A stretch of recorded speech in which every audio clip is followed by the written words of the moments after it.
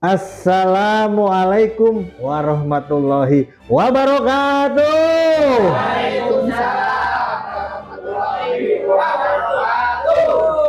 Seperti biasa, ketemu lagi sama Bang Dokter Agung di Kongko bareng Nakes. Kowenak keplok dulu.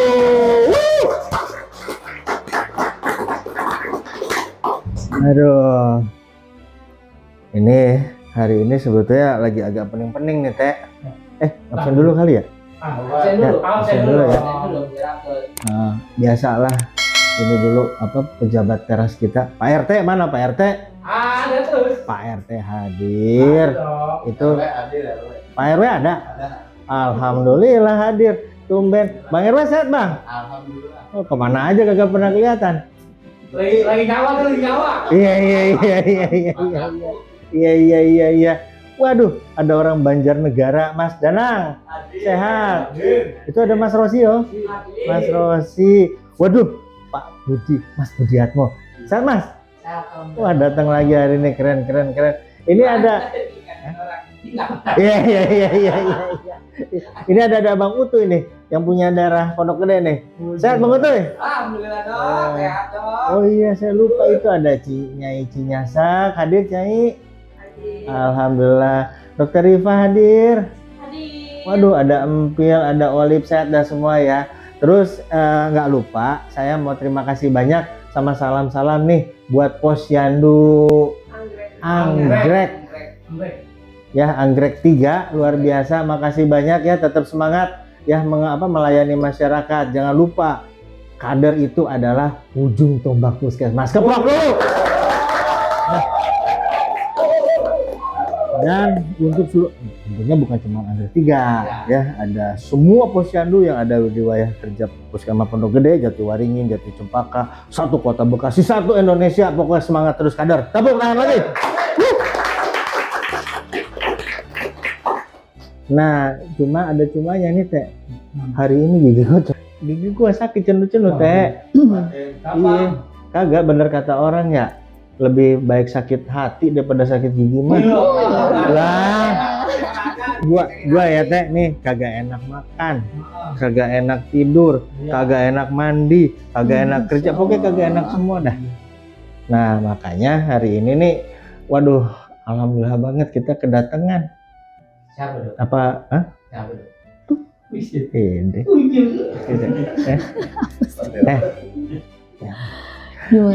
Beliau katanya mah dokter gigi. Pokoknya ntar kita kenalan aja ya. Gue juga kagak apa, tau tuh jreng aja di sini, Teh, gitu. Kan gigi gue jadi langsung sembuh padahal belum dibor. Gitu ya. Mau tahu nggak? Mau kenal nggak? Kita kenalin nih. Aduh ya Allah. Kenapa sih ya di acara Kongko bareng Nakes yang datangnya mantap-mantap ya? Ya. Iya. Oh iya, gue lupa. Iya. Yang pakai jilbab hitam, baju biru, celana hitam sama mas saya, namanya siapa, Neng? Aduh. Assalamualaikum warahmatullahi wabarakatuh. Waalaikumsalam warahmatullahi wabarakatuh. Agung dan teman-teman semua, saya warga baru ya di Pondok Gede ya ceritanya ini. Enggak tuh. Enggak ya. Biar baru tapi kan lama di hati ya. Ya, perkenalkan dulu, nama saya Arawinda, profesinya dokter gigi. Kalau orang Sunda mah bilangnya dokter huntu ya. Dokter huntu sih. Dokter huntu ya. Ya begitu. Dipanggilnya siapa, Dokter Arau? Winda aja lah. Dokter Winda. Biar lebih. Dok, di Puskesmas Pondok Gede jadi apa? Jadi apa ya? Jadi dokter gigi kayaknya. Jadi dokter gigi di ruangan saya di Poli Gigi. Berarti di bawah tuh. Berarti hampir tiap hari nyebutin gigi orang, Teh. Ngoborin gigi orang, jahat bener, Teh. Enggak ya, Dok ya, maaf ya. Enggak, ini masalahnya kebetulan gigi saya lagi sakit nih, Dok. Tapi kayaknya mah hampir di semua lapisan masyarakat yang namanya sakit gigi mah udah makanan tiap hari ya. Ya, nah ini yang saya mau nanya nih, Dok. Ini udah boleh nanya belum sih? Boleh dok, dari tadi. Gue gede Mulai sih. nungguin aja. Mungkin ya. Dok Gina, saya boleh nanya nggak? Silakan Dokter Agung, mangga. Sebetulnya ini mau senyum juga susah, tapi tadi emang bengkak dok. Cuma gara-gara Mm-mm. lihat dokter saya jadi bisa senyum. Kempes tadi gitu ya. Bisa Oke. lah ya. Nah ini gigi sakit, gigi bolong, gigi otek, apalah itu sebetulnya penyakit gigi itu emang banyak ya dok? Iya, sebenarnya gini, kalau di kedokteran gigi itu tuh banyak bagian-bagiannya kan. Ada bagian bedah mulut itu yang khusus untuk pencabutan gigi.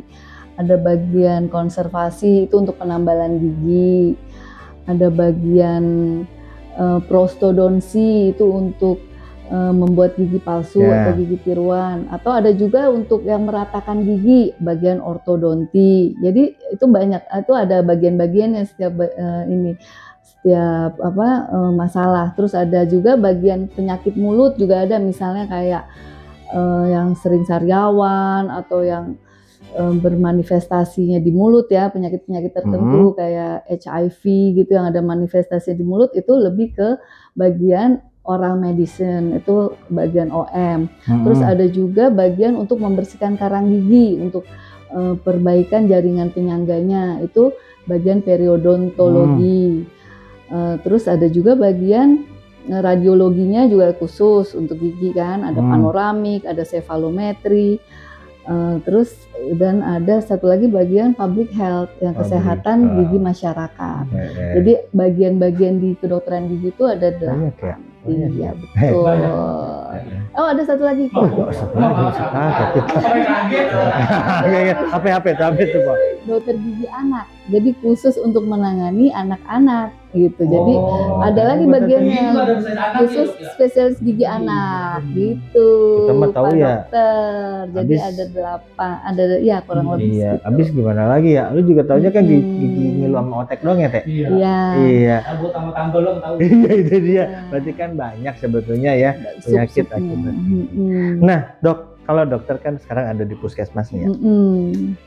Masalah apa sih yang paling banyak nih di puskesmas? Nah, kalau masalah yang lazimnya di puskesmas itu untuk gigi ya karies gigi. Karies. Nah, karies itu adalah gigi berlubang. Ya, jadi dinamakan gigi berlubang itu ya karena dia terjadi karena ada 4 faktor biasanya gigi berlubang. Kenapa sih kok gigi bisa berlubang ya? Ada 4 faktor.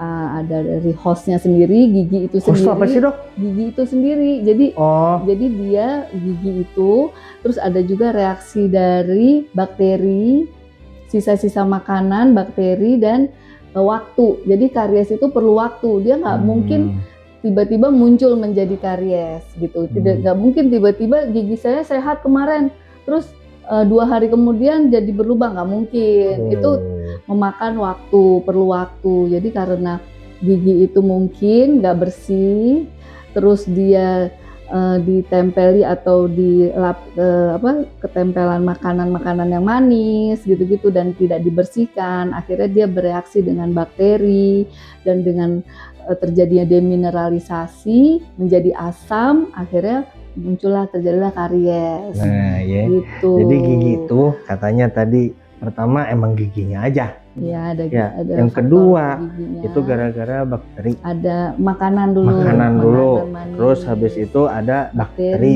Kalau ada infeksi ya. Terus yang terakhir tadi apa tadi? Waktu, kimia ya. Waktu. Ya, jadi dia perlu waktu. Jadi nanti tuh bakteri dan sisa-sisa makanan itu kan menjadi asam ya. Dia berproses menjadi asam. Terjadi demineralisasi, akhirnya menjadi seiring waktu dengan waktu yang ada dengan menjadi karies. Berarti nggak boleh makan jeruk? Jeruk boleh. Kan jeruk asam ya Teh ya? Asam jeruk. Nggak ada juga. Asam itu maksudnya apa? Jadi nggak boleh minum apa namanya itu ya itu jadi asam itu asam itu lebih mempercepat demineralisasi gigi. Tapi berarti bukan artinya makan jeruk, minum sirup asam itu bukan ya. Berarti asam di sini itu bukan rasa, tapi ya, pH kali ya. Iya, bisa menjadi suasana asam, menjadi asam lalu menjadi karies. Sebenarnya asam itu sendiri juga misal nih ya, kayak di daerah-daerah tertentu nih, kayak di Palembang itu kan banyak mengandung cuka ya masakannya tuh, makanannya Iya. pempek. Nah itu kan asam, dia memang menjadi trigger untuk gigi itu sendiri. Oke. Jadi karena dia dengan asamnya itu kan kalau nggak dibersihin dan segala macamnya tetap terjadi proses demineralisasi gitu. Emailnya lama-lama rusak gitu. Jadi perlakukanlah gigi seperti istri. Kalau kita kasih muka asam, ngebalas dia. Gitu ya. Keplok dulu ah. Keplok dulu. Ya. Jadi Nah, mungkin dokter Agung karies awalnya gimana ceritanya? nggak tahu, cuma masalahnya kayaknya mah bolong kali ya. Nah. Bolong terus didiemin. Masalahnya dari dulu kita kalau mau ketemu dokter gigi takut banget ya Teh ya. Ya. Nah, nggak apa-apa. Jadi apa tuh, buset mana alatnya kayak begitu, bunyinya wih gitu kan. Serem. Gigi dicolok-colok segala macem. Siapa yang berani mau dokter gigi Teh? Iya. Gitu. Tapi emang sejahat itu nggak sih sebenarnya dokter gigi? Enggak lah, Enggak Dok. ya? Iya. Nah, justru kalau misalnya udah kita terdiagnosa karies, itu sebaiknya cepet ditambal, cepet Oke. ditangani karena lambat laun kalau didiemin, ya dia makin dalam. Tuh. Dari email, terus lapisan gigi berikutnya dentin. Nah, dari dentin ini udah mulai ngilu nih dia, karena dentin itu kan lebih sensitif ya. Terus langsung ke, kalau dia lebih dalam lagi dia masuk ke pulpa. Pulpa Oke. itu jaringan syaraf, di situ ada pembuluh darah segala macam. Oh itu bikin sakit yang ya? akan bikin pasien itu selalu nyut-nyutan. Itu Kalau yang- dia nyut-nyutan terus menerus itu berarti terindikasi kerusakannya udah sampai ke syaraf. Itu kali yang Seperti itu, apa kurang namanya, lebih. jadi lagu yang lebih baik sakit gigi daripada sakit hati. Kembali. Kalau gue sekarang kayaknya kembali. mendingan sakit hati daripada sakit gigi. Keprok dulu. Nah, tadi kita udah bicara masalah apa tadi, bolongnya lah segala macam, bahkan gusi juga bisa dari makanan dan lain-lainnya, Dok. Nah, sekarang perawatannya gimana, Dok? Kalau RT kan dia ngerawat motor biasa tune up aja, ganti oli segala macam ya. Nah, kalau misalnya gigi ini dirawatnya gimana? Karena gini, saya sih yakin pemirsa di sini, pemirsa di rumah, saya dokter juga kalau nyikat gigi kita sehari berapa kali, Teh? Lu berapa kali, Teh? 3, Hah? Yakin jujur lo? 3, Masuk tuh, 2, Mas Atmo? Tuh cakep. 2. Dokter di gigi Ripa? 2. 2. Berarti yang paling banyak Pak RT, rajin dia. Nah. Udah jangan begitu. Gimana tuh, Dok? Sebetulnya gimana sih perawatan gigi yang benar? Nah, iya. Gitu loh. Karena saya lihat ada yang ada bolong, ada yang kuning, ada yang putih. Emang kuning tuh udah pasti jorok kan nggak juga ya? Nggak Nah, itu. juga. Jadi perawatannya dulu nih. Gigi harus dirawat ya. Jadi Gitu. sebenarnya memang obatnya gigi itu memang cuma sikat gigi ya kalau memang mau bagus. Jadi menjaga kebersihan mulut gitu dengan baik, dengan tepat. 2 kali sehari menyikat gigi itu udah benar. Pagi setelah sarapan pagi dan malam sebelum tidur. Udah cukup 2 kali itu. Kalau Dok. kayak Pak RT 3 kali, itu nggak apa-apa, itu lebih 4 kali, 4 kali juga boleh. 5? Cuman sebenarnya yang efektif dan efisien itu cuma hanya 2 kali. 2 kali ya. Anjuran PDGI. Oke. 2 kali aja. bangun cukup. tidur sama mau tidur. Bangun tidur setelah sarapan pagi, Dok. Maaf. Sarapan pagi, dulu apa sikat gigi dulu? Sarapan. Jadi kita pagi-pagi mandi boleh ya. Terus kita mau sarapan nih, setelah itu sikat gigi. Oh. Sikat Udah gigi. 3 kali. Ntar dulu, Iya. Teh. Enggak nih, Dok. Ini ada yang lucu karena di masyarakat Biasanya. itu kan ada bilang yang bener lu makan dulu baru sikat gigi. Kenapa? Iya. Biar nanti pas aktivitas itu nggak ada lagi makanan yang tersisa. Tuh. Nah, yang betul berarti sikat gigi dulu pagi-pagi baru makan. Sarapan atau sarapan dulu baru sikat Nah, gigi. itu tergantung kebiasaan juga ya. Kadang-kadang kan ada orang-orang yang udah sarapan dulu terus baru mandi. Nah, baru sikat gigi, itu bisa. Atau juga ada juga yang memang mandi dulu sikat gigi, ya udah selesai, dia pergi.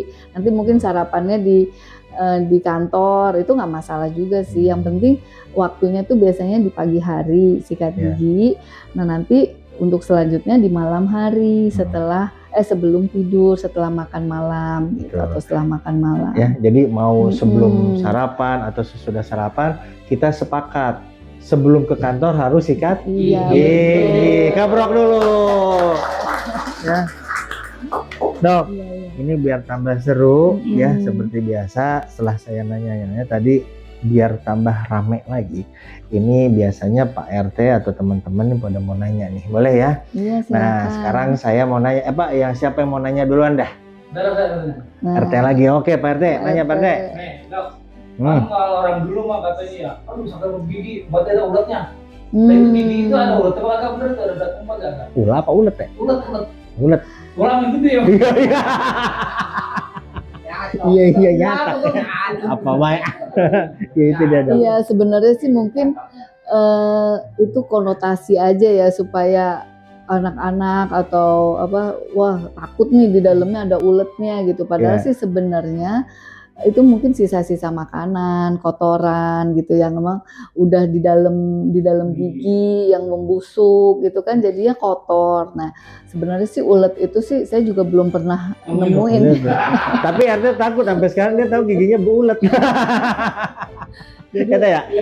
Berarti ngajarin anak-anak sama ya? Berarti itu sesuatu buat takut-takutin aja ya? Iya. Bukan nakut-nakutin, sorry, mengedukasi biar Iya, anak-anak betul. mau sikat gigi Supaya rajin deh. sikat gigi, karena apa sih yang bikin anak-anak itu supaya lebih peduli ya sama kesehatan giginya, ya mungkin dengan bersihin giginya gitu. Apaan kan nanti bingung kalau dibilang, oh itu ada Borrelia recurrentis kata. Wah, itu gitu. Betul ya? Gitu, iya. Gitu. Nah, Saya Dok, mau nanya. belum. Nah sekarang boleh. Siapa yang mau nanya? Saya.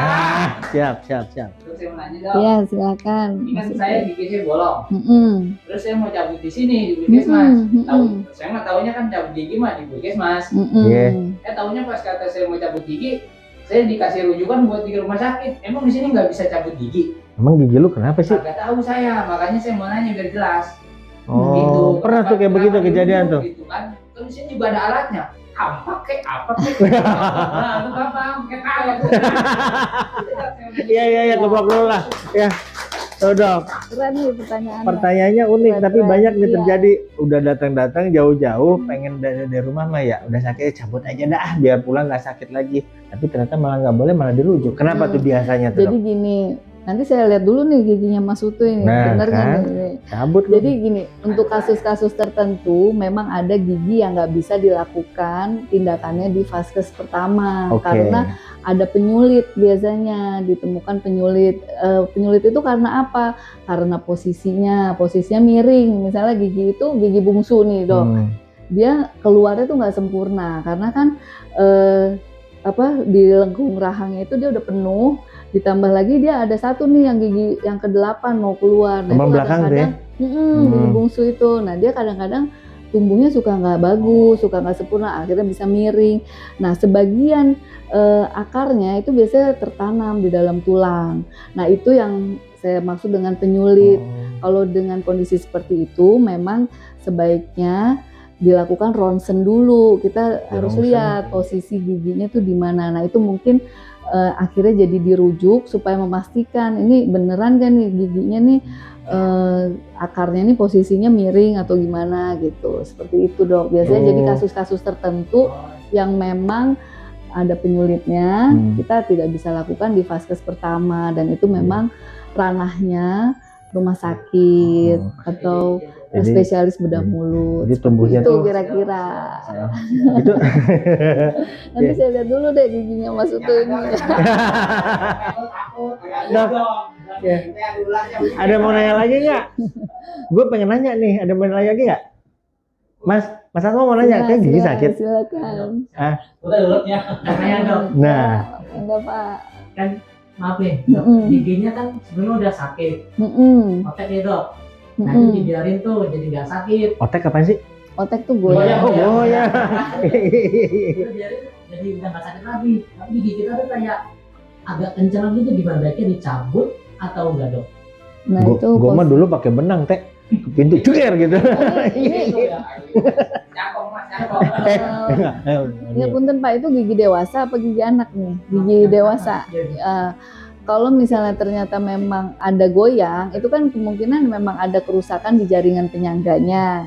Jadi jaringan penyangga giginya itu mulai resorpsi, makanya dia jadi goyang. Tapi berarti itu ada infeksi. Nah, biasanya dikasih obat-obatan, antibiotik atau anti radang, dia membaik memang kondisinya, bisa agak cekat lagi gitu ya, agak cekat. Nah, itu Nah, kalau kondisinya seperti itu, tergantung nih pasien merasakan sakit apa enggak. Kalau misalnya memang nggak merasakan sakit dan udah nggak apa-apa, ya udah aman insya Allah. Tapi kalau misalnya ternyata masih nggak nyaman, misalnya dipakai mengunyah masih sakit atau masih agak goyang, ya berarti itu penyembuhannya belum sempurna dan ya kemungkinan cabut. Dia masih gigi susu, Dok. Atau Dia masih gigi susu nih. Ya. Bisa jadi. Ya, ada yang mau nanya lagi? Ini yang terakhir dari saya ya, Dok ya. Silakan, Gitu, Dok. Dok, ini mah pengalaman juga saya. Emang nggak semua gigi bolong itu harus ditambal, apa bisa juga langsung dicabut? Maksudnya gini, saya datang nih waktu itu sakit bolong nih kan, pernah waktu bolong langsung dicabut aja, pernah disuruh tambal dulu. Emang nggak semuanya dalam satu cara gitu ya? Bolong udah cabutin aja semuanya, bolong tambalinnya semuanya gitu. Kalau dicabut semua bisa tuh giginya. Alhamdulillah. Jadi apa batasannya, Dok? Yang mana harus dicabut? Ya. Jadi yang namanya gigi dicabut artinya itu gigi tersebut udah melalui proses karies ya. Mungkin awalnya dari lubangnya lama-lama makin dalam, akhirnya tidak terawat juga sampai akhirnya ada abses. Nah itu kemungkinan keberhasilan perawatannya kalau memang ditambal itu nggak bagus. Jadi kalau kerusakannya sudah sampai ke ujung akar, lubangnya udah besar sekali, terus udah abses. Nah itu kan kemungkinan berhasil perawatannya tuh agak sulit ya. Jadi itu indikasi memang, apalagi udah ada kegoyangan. Nah itu indikasi memang untuk dicabut. Tapi andai kata gigi itu masih tetap bisa dipertahankan, sebisa mungkin pasti dokter gigi mempertahankan. Dengan penambalan saluran akar, perawatan saluran akar seperti itu sampai gigi itu memang bisa bertahan semaksimal mungkin lagi gitu dan bisa dipakai untuk pengunyahan. Jadi gitu. Benar tuh Teh, ya goyang dikit cabut Teh. Udah enggak maksudnya giginya Teh apa masuk gitu ya.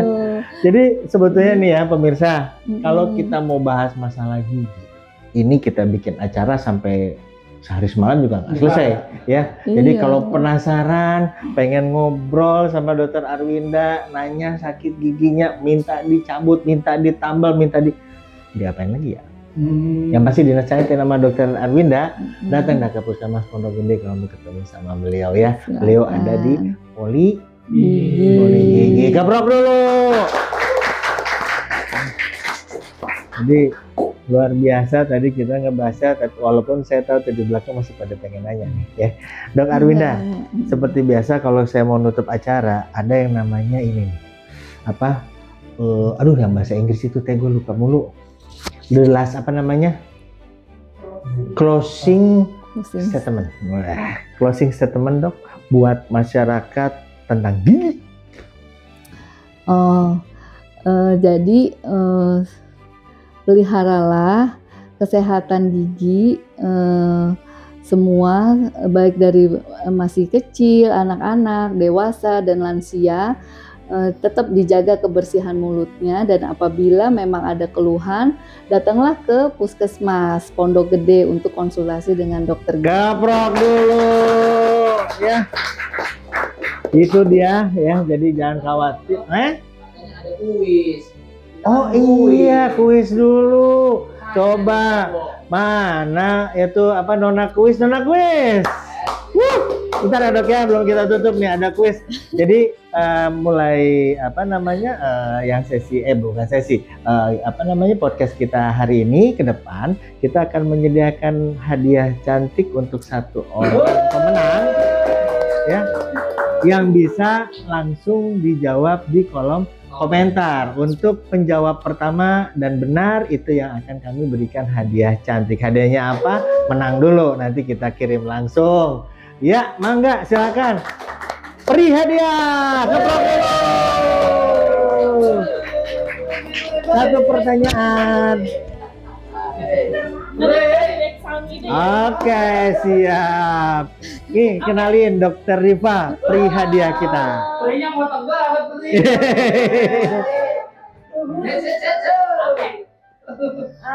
Pertanyaannya untuk hari ini. Jangan Apa tuh? susah-susah. Yang susah pengen gampang. Jangan gampang dong. Iya. Sikat gigi berapa kali sehari dan kapan aja waktunya? Tuh ya. Pertanyaannya sekali lagi, Dok. Sikat gigi berapa kali sehari dan waktunya kapan aja? Ya. Berapa kali dan kapan aja? Tulis di kolom komentar. Bagi yang nulis pertama dan benar akan dapat hadiah cantik dari Peri Hadiah. Ya. Tapi jangan lupa sebelumnya harus like, Oh iya dong. Ya. Ya, terima kasih buat para pemirsa di sini pada datang lagi nanti di acara kami. Jangan lupa ketemu lagi sama Bang Dr. Agung di Kongko bareng Nakas.